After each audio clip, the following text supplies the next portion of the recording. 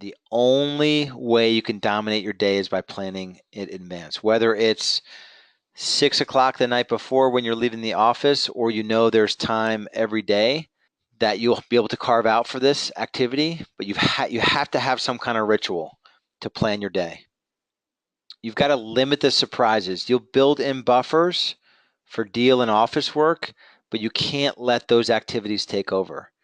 You've got to commit to, I'm in the office at 8 and my goal is to leave by 6. That's the minimum entrepreneurial workday, 8 to 6. If you're not getting in the office at 8, you've got to start. And I know some of you have commitments to children and all of that, but you can't build an amazing business and lead your team or the team you're building by rolling into work at 9 or 9:30. It's not going to happen. I'll tell you that right now. There's no other way around it. You've got to start grinding it out at 8 o'clock. So you have to have an intentional plan of action.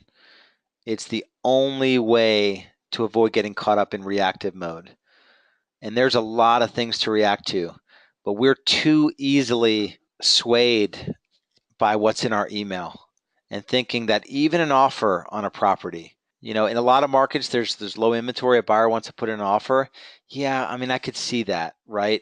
But you've got to honor that time block. So when you look at your calendar, you've got to honor the time block. If you got to move it 30 minutes, you move it 30 minutes.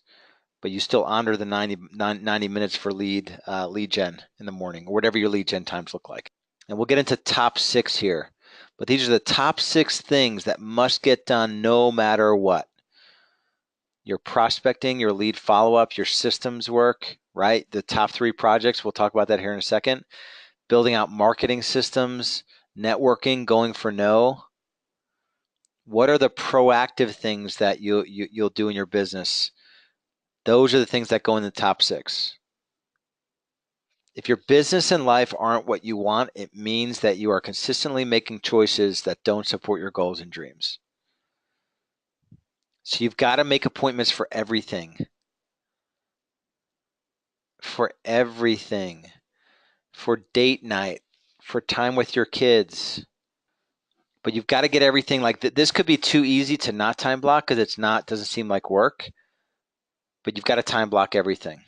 And you just got to you've got to know the balance between proactive and reactive, right?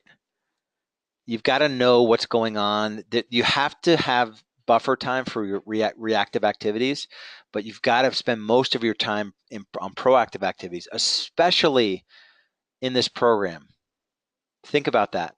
Write down in your notes, proactive versus reactive, especially when it comes to this program, because we're challenging you. Here's the challenge. We're challenging you to build out 30 things that probably aren't in your business right now.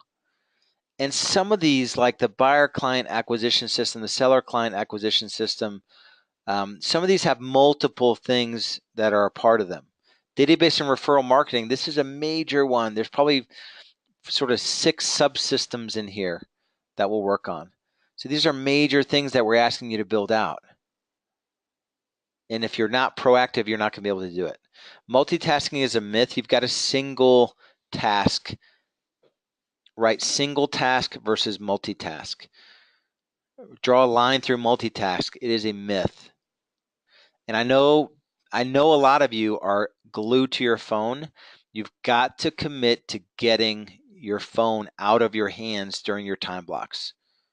If I could have stats on every one of you, how much time you spend, if I had a dashboard, right? The REBS Time Masters dashboard, and I had every one of your names and the amount of time you spent, sort of in email, on social media, texting, watching TV, and then the amount of time you spent, reading, working out, drinking water, all the things, prospecting, new business development. If I could have that dashboard in real time, it'd be really easy for me to figure out who the people that are going to be successful, no matter where you are at now. And even if you're running a good sized team or just getting started, like your habits are what's going to get you successful.